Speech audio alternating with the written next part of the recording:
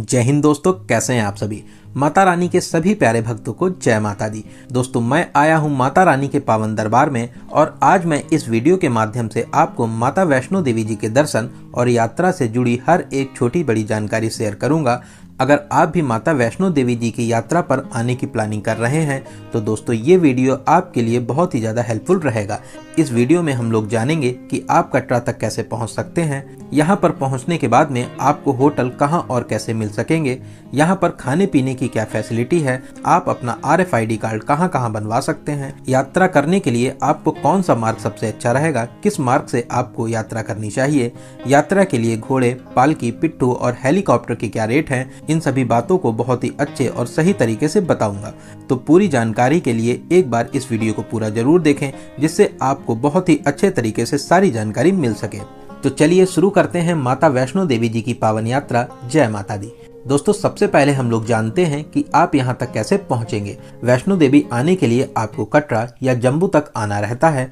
यहाँ तक आने के लिए बहुत से माध्यम हैं, तो सभी को वन बाय वन डिस्कस करते हैं। अगर आप ट्रेन से अपनी यात्रा को पूरा करना चाहते हैं तो आप कटरा या जम्मू तक बाई ट्रेन आ सकते हैं। सभी प्रमुख शहरों से जम्मू तक बड़े आसानी से आपको ट्रेन मिल जाएगी। अगर आपकी ट्रेन कटरा तक नहीं जाती है तो आप जम्मू में उतरकर जम्मू स्टेशन के बाहर बने स्टैंड से बस या टैक्सी लेकर कटरा तक पहुंच सकते हैं। बात बस की करें तो आपको यहां पर अलग अलग रेट की बस मिल जाती हैं। लोकल बस में आपसे 80 रुपए का चार्ज करते हैं, लेकिन लोकल पैसेंजर्स को उतारते हुए 48 किलोमीटर की दूरी के लिए 2.5 से 3 घंटे लगा देती है। डायरेक्ट कटरा तक वाली बस में आपसे 120 रुपए का चार्ज करते हैं, मात्र 1.5 घंटे में आपको कटरा पहुंचा देते हैं। AC बस में आपसे 150 रुपए का चार्ज करते हैं। जम्मू कश्मीर स्टेट बस में आपसे 105 रुपए का चार्ज किया जाता है। ये बस भी कहीं कहीं रुककर आपको कटरा तक पहुंचाती है। अब बात करें टैक्सी की, तो टैक्सी वाले आपसे 1000 से 1500 रुपए का चार्ज करते हैं, मात्र 1 घंटे में आपको कटरा ड्रॉप कर देते हैं। दोस्तों, अगर आप दिल्ली, हरियाणा, पंजाब से बस के द्वारा माता रानी के दर्शन करने आना चाहते हैं तो इन सभी जगहों से आपको डायरेक्ट बस जम्मू या कटरा तक के लिए मिल जाती है। आप इन प्लेसेस से बस के माध्यम से भी यहाँ तक आ सकते हैं। दोस्तों, अगर आप अपनी प्राइवेट कार से आना चाहते हैं तो यहाँ तक आने के लिए ये एक बेस्ट तरीका रहता है। आप अपनी कार से भी यहाँ तक आ सकते हैं। अब बात करते हैं फ्लाइट की। अगर आप अपनी यात्रा को फ्लाइट से पूरा करना चाहते हैं तो आप जम्मू एयरपोर्ट तक आ जाइए। जम्मू आने के बाद में आप बस या टैक्सी के माध्यम से कटरा तक बड़ी आसानी के साथ में पहुंच सकते हैं। जम्मू से कटरा के बीच का रास्ता बहुत ही प्यारा और शानदार है।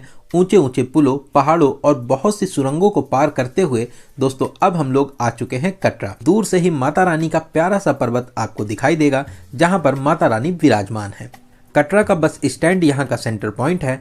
अब हम लोग जानते हैं कि हमें होटल कहाँ और कैसे लेना चाहिए। अगर आप अच्छा और बजट होटल लेना चाहते हैं तो आप माता वैष्णो देवी श्राइन बोर्ड के द्वारा संचालित निहारिका कॉम्प्लेक्स में रूम ले सकते हैं। बस स्टैंड के अंदर ही निहारिका कॉम्प्लेक्स बना हुआ है। दोस्तों, जो रूम आपको अदर होटल में 2500-3000 तक के मिलते हैं, निहारिका कॉम्प्लेक्स में उसी फैसिलिटी का यहाँ पर आपको 1200 से 1400 में रूम बड़े आसानी के साथ में मिल जाता है। यहाँ पर पार्किंग की फैसिलिटी बहुत ज़्यादा अच्छी है। अगर आप अपनी कार के माध्यम से यहाँ पर आना चाहते हैं तो निहारिका कॉम्प्लेक्स आपके लिए बेस्ट ऑप्शन रहता है। निहारिका कॉम्प्लेक्स में ही आपको डोरमेट्री मिल जाती है। मात्र 100 रुपए में आपको एक बेड और लॉकर प्रोवाइड करते हैं, लेकिन लॉक आपको अपना यूज़ करना रहता है। ऐसे आप जब बस या टैक्सी से उतरते हैं तो बहुत से होटल वाले आपको मिल जाएंगे। आप अपने बजट के हिसाब से होटल ले सकते हैं। बजट होटल्स की बात करें तो यहाँ पर आपको डबल बेडरूम मात्र 500 में स्टार्ट हो जाते हैं। 3 बेड की बात करें तो 600 रुपये, वहीं 4 बेड की बात करें तो मात्र 800 रुपये से यहाँ पर स्टार्टिंग हो जाती है। आप अच्छे से बात करके एक प्यारा सा रूम यहाँ पर ले सकते हैं।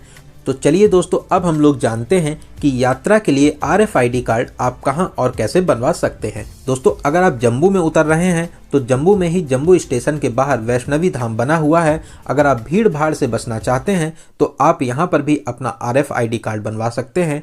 अगर आप कटरा रेलवे स्टेशन पर आ रहे हैं तो आप यहां पर भी अपना RFID कार्ड बनवा सकते हैं, या आप कटरा बस स्टैंड के पास बने हुए रजिस्ट्रेशन काउंटर से भी अपना RFID कार्ड बनवा सकते हैं। अगर आप ताराकोट मार्ग से अपनी यात्रा पूरी करना चाहते हैं तो यहाँ पर भी RFID कार्ड बनते हैं, आप यहाँ से भी बनवा सकते हैं। दोस्तों ये RFID कार्ड आपका बाणगंगा मार्ग और नया ताराकोट मार्ग पर स्कैन किया जाता है। अगर आपके कार्ड में कुछ प्रॉब्लम हो जाती है तो यहाँ पर बने हुए काउंटर्स में आप इनको सही करा सकते हैं और अपनी सफलतापूर्वक यात्रा करने के बाद में इस कार्ड को आपको वापस करना अनिवार्य रहता है।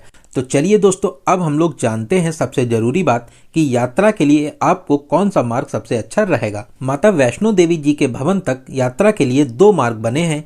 एक पुराना मार्ग जिसे बाणगंगा मार्ग कहते हैं। दोस्तों इस मार्ग के लिए आपको कटरा चौक से 1.5 किलोमीटर की दूरी पूरी करके बाणगंगा चेक पोस्ट पर आना रहता है। फिर बाणगंगा चरण पादुका मंदिर होते हुए 6 किलोमीटर की यात्रा पूरा करके आप अर्धकुमारी मार्ग पर पहुंच जाते हैं। फिर आप हिमकोटी मार्ग पर 5.5 किलोमीटर की दूरी पूरा करते हुए टोटल 13 किलोमीटर की यात्रा करके माता के भवन में आराम से पहुंच जाएंगे।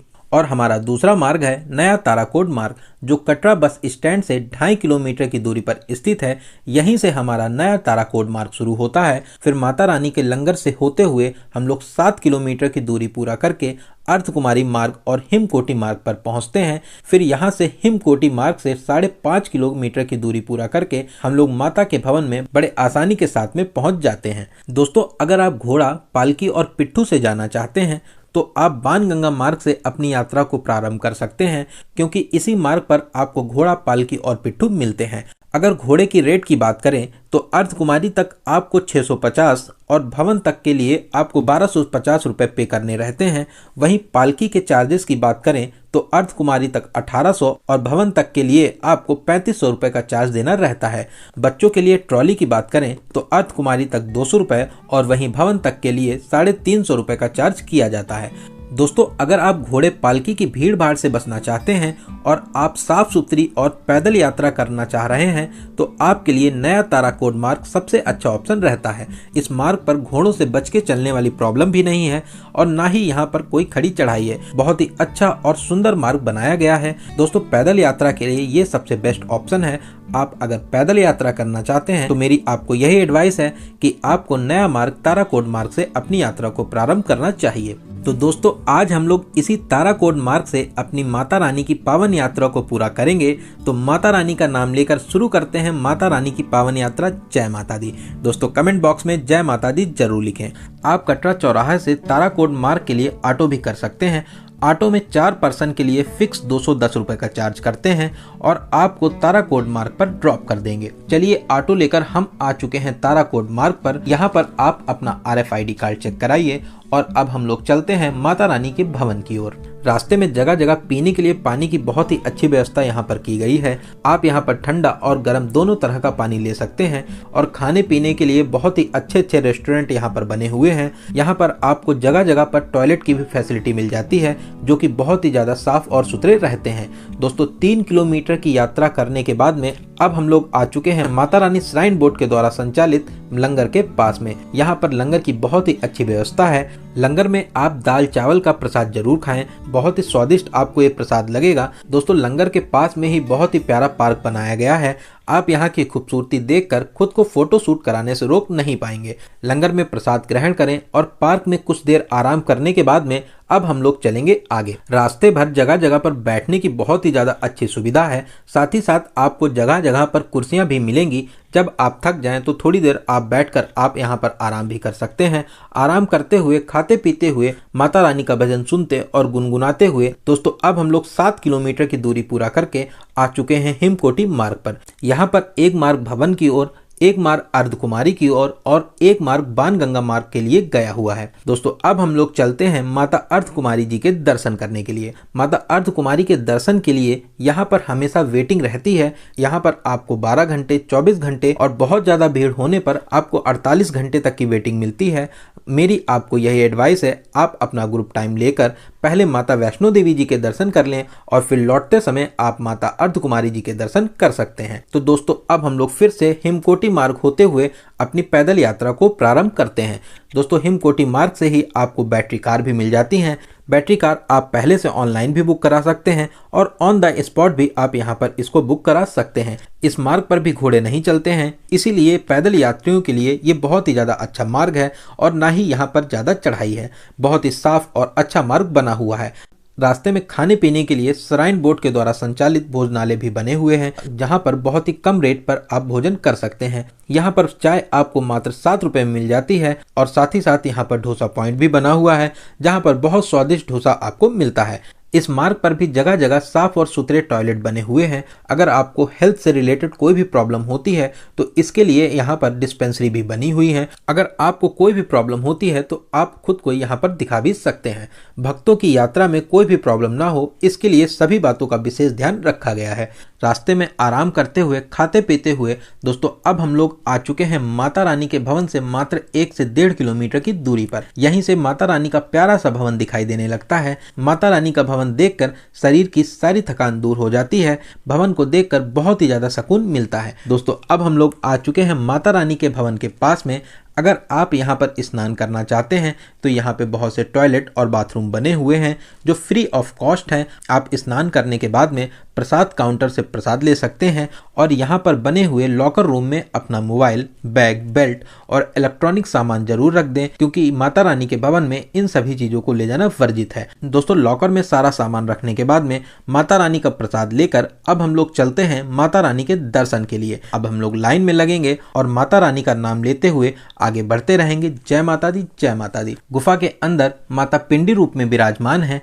आप गुफा में प्रवेश करें, अपनी मनोकामनाएं मांगे, माता रानी के पिंडी रूप में दर्शन करें। दोस्तों आप बहुत ही ज़्यादा किस्मत वाले हैं जो माता रानी के दर्शन करने के लिए माता रानी ने आपको बुलावा भेजा था। आप माता रानी के दर्शन करने आए। दोस्तों आप अपनी यहाँ पे सभी मनोकामनाएं मांगे, माता रानी आपकी सभी मनोकामनाएं जरूर पूरी करेंगे। दोस्तों कमेंट बॉक्स में जय माता दी जरूर लिखें। दोस्तों अगर आपको दर्शन करने के बाद में रात हो जाती है और आप रात में यहाँ पर रुकना चाहते हैं तो आप यहाँ पर काउंटर से कंबल ले लीजिए। कंबल के लिए आपको 100 रुपए का चार्ज देना रहता है और जब आप कंबल को रिटर्न करते हैं तो आपको 100 रुपए आपके रिटर्न कर दिए जाते हैं। दोस्तों यहाँ पर बने हुए भवन में भी आप रुक सकते हैं। यहाँ पर कालिका भवन, पार्वती भवन और बहुत से भवन बने हुए हैं। आपको यहाँ पर बेड की सुविधा मिल जाती है जिसके चार्जेस बहुत ही कम 120 रुपए रखे गए हैं। अगर बेड खाली है तो आप यहाँ पर बेड भी ले सकते हैं। अगर आप पहले से अपने बेड को ऑनलाइन बुक करना चाहते हैं तो पहले से भी आप ऑनलाइन बुक कर सकते हैं। यह भी एक अच्छा तरीका रहता है। अगर आप चाहें तो माता रानी के दर्शन करने के बाद में तुरंत ही भैरव बाबा के दर्शन करने जा सकते हैं। भैरव मंदिर 1 से 1.5 किलोमीटर की दूरी पर स्थित है, लेकिन ये चढ़ाई बहुत ही ज्यादा सीधी और खड़ी है। अगर आप पैदल यात्रा करना चाहते हैं तो पैदल चले जाइए, अदरवाइज आप घोड़े से भी यहाँ तक जा सकते हैं। घोड़े में आपसे 300 से 400 रुपए चार्ज करते हैं। और दोस्तों अगर आप चाहें तो आप रोपवे के माध्यम से भी भैरव मंदिर तक जा सकते हैं। सुबह 7:45 से रोपवे की सेवा शुरू हो जाती है और शाम को 4:30 बजे तक रोपवे की सुविधा चलती रहती है।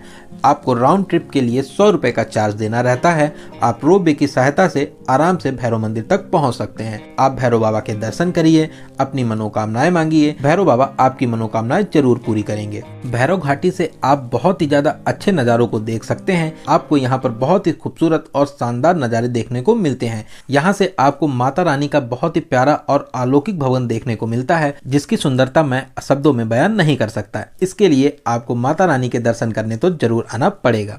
दोस्तों भैरव बाबा के दर्शन करने के बाद में अब हम लोग चलेंगे नीचे। दोस्तों जब हम लोग रोप वे के माध्यम से नीचे आते हैं तो हम लोगों को ऐसा लगेगा कि हम लोग मंदिर की तरफ खींचे चले आ रहे हैं। दोस्तों ये पल आपकी लाइफ का बहुत ही ज़्यादा खुशनुमा पल होने वाला है, क्योंकि इस पल में आपको बहुत ही ज़्यादा सुकून और शांति मिलेगी। दोस्तों सामने माता रानी का अलौकिक दरबार है और हम लोग माता रानी के दरबार की तरफ खींचे चले आ रहे हैं। दोस्तों अब हम लोग रोप वे के माध्यम से नीचे आएंगे और अब हम लोग चलेंगे माता अर्धकुमारी के दर्शन करने के लिए। माता अर्धकुमारी के दर्शन करेंगे और बाणगंगा मार्ग या ताराकोट मार्ग होते हुए कटरा आ जाएंगे और अपने होटल में आराम करेंगे। चलिए दोस्तों अब हम लोग जानते हैं यहाँ पर खाने पीने की क्या फैसिलिटी है। दोस्तों यहाँ पर बहुत ही ज़्यादा अच्छा और स्वादिष्ट भोजन आपको मिलता है। मात्र 100 रुपए से यहाँ पर थाली भोजन स्टार्ट हो जाता है। यहाँ पर बहुत ही ज़्यादा अच्छे और साफ सुथरे भोजनालय बने हुए हैं। आप यहाँ पर बहुत ही अच्छे और सही रेट पे भोजन कर सकते हैं। चलिए दोस्तों अब सबसे जरूरी बात करते हैं बजट की। कितने बजट में आप इस पावन यात्रा को पूरा कर सकेंगे। दोस्तों मैं मान के चलता हूं कि आप कम से कम 2 लोग तो माता रानी की यात्रा करने के लिए आएंगे ही। दोस्तों मात्र 2000 से 2500 के बजट में आप इस यात्रा को बहुत ही अच्छे तरीके से पूरा कर लेंगे। इस बजट में जम्मू से कटरा तक के लिए बस, कटरा में एक बजट होटल, यहाँ पर खाना पीना, ताराकोट मार्ग तक ऑटो इंक्लूड है। अगर आप VIP होटल लेते हैं और 3 स्टार रेस्टोरेंट में भोजन करते हैं, फिर दोस्तों जैसा आपका बजट हो उस हिसाब से माता रानी की यात्रा को पूरा कर सकते हैं। दोस्तों यहाँ पर आप फेमस कटरा मार्केट में खरीदारी जरूर करें और अपने प्रियजनों के लिए उपहार स्वरूप भेंट जरूर ले जाएं। आप यहाँ पर बादाम, अखरोट, केसर और बहुत से ड्राई फ्रूट्स को ले सकते हैं। यहाँ पर बहुत ही बड़ी बड़ी और अच्छी आपको ड्राई फ्रूट्स की दुकान मिल जाएंगी, जहाँ पर बहुत ही अच्छे और सही रेट पे आप ड्राई फ्रूट्स ले सकते हैं। दोस्तों अगर आप अपनी इस यात्रा को हेलीकॉप्टर से पूरा करना चाहते हैं तो आपको यहाँ पर हेलीकॉप्टर की भी सुविधा मिल जाएगी। आप निहारिका भवन से अपने हेलीकॉप्टर को ऑन द स्पॉट भी बुक करा सकते हैं, या आप चाहें तो पहले से अपनी ऑनलाइन टिकट को भी बुक करा सकते हैं। हेलीकॉप्टर के टिकट की प्राइस की बात करें तो वन साइड के लिए आपको 1830 और राउंड ट्रिप के लिए आपको 3660 रुपये का टिकट लेना रहता है। इस प्राइस में आप आराम से हेलीकॉप्टर की मदद से सांझी छत तक जा सकते हैं और वहां से आप 1 किलोमीटर की यात्रा को पूरा करके माता के भवन तक आराम से पहुंच सकते हैं। दोस्तों यहाँ पर आपको बहुत ही अच्छे और सही तरीके से हर एक छोटी बड़ी जानकारी दी गई है। अगर फिर भी आपकी यात्रा से रिलेटेड कोई भी क्वेश्चन रह जाते हैं तो आप हमें कमेंट के माध्यम से पूछ सकते हैं। आपके कमेंट का बहुत ही जल्दी रिप्लाई दिया जाएगा। दोस्तों वीडियो से रिलेटेड अगर आपके कोई सुझाव हो तो आप हमें कमेंट के माध्यम से ज़रूर बताएं, अगले वीडियो में उनको ज़रूर शामिल किया जाएगा। दोस्तों आपको ये वीडियो कैसा लगा और इस वीडियो को आप कहां से देख रहे हैं, कमेंट के माध्यम से हमें ज़रूर बताएं। दोस्तों आपको अगर वीडियो अच्छा लगा हो तो वीडियो को लाइक करना बिल्कुल ना भूलें, और आप किसी दूसरे वीडियो में खो जाएं उससे पहले चैनल को सब्सक्राइब कर लीजिए। साथ में बेल आइकन प्रेस करने के बाद में ऑल नोटिफिकेशन को जरूर क्लिक करें। तो चलिए दोस्तों अब मिलते हैं किसी अगले ऐसे ही इन्फॉर्मेटिव वीडियो में। तब तक आप अपना और अपने परिवार का बहुत ज़्यादा ख्याल रखें। आपकी यात्रा सफल, सुगम और मंगलमय हो। जय हिंद, जय भारत, जय माता दी।